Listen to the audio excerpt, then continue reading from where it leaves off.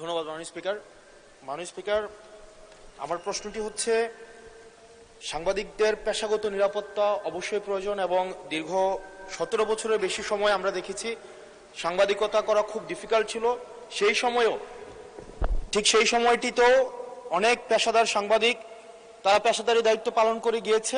আমার প্রশ্নটি হচ্ছে, আওয়ামী লীগের সময় যেসব সাংবাদিক পরিচয় দিয়ে যারা গণহত্যা, যারা ভোট চুরি, গুম, খুন, ব্যাংক ডাকাতি সেগুলোর বৈধতা এবং সম্মতি উৎপাদন করেছে মিডিয়াগুলোতে, এবং যারা আজকে সরকার দলে আছে বিএনপির সর্বোচ্চ নেতা বর্তমান প্রধানমন্ত্রী, উনাকেও বিভিন্ন ষড়যন্ত্রকারী, দেশদ্রোহী হিসেবে আমরা দেখেছি বসুন্ধরার ইস্ট ওয়েস্ট মিডিয়া বিভিন্ন সময় নিউজ করেছে।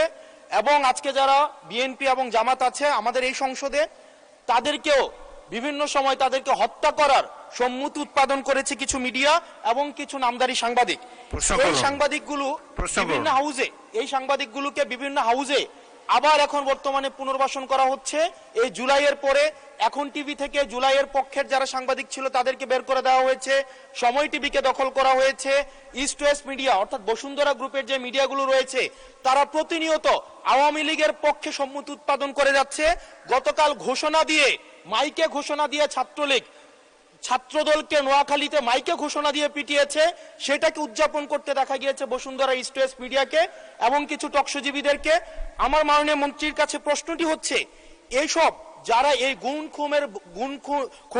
খুনের বৈধতা উৎপাদন করেছে, ভোট চুরির বৈধতা উৎপাদন করেছে, গণতন্ত্রের পক্ষে যারা ছিল তাদেরকে হত্যাযোগ্য করে তোলা হয়েছে, এইসব সাংবাদিক, নামধারী সাংবাদিক এবং এই মিডিয়াদের বিপক্ষে বা কি ধরনের আইনি ব্যবস্থা নেওয়া হবে, আইনি ব্যবস্থা আদৌ নেওয়া হয়েছে কিনা, কেন তাদেরকে আবার পুনর্বাসন করা হচ্ছে, সেটির আইনগত কি ব্যাখ্যাটি কি, সেটি এই সংসদের সামনে উপস্থাপন করার জন্য অনুরোধ জানাচ্ছি। ধন্যবাদ।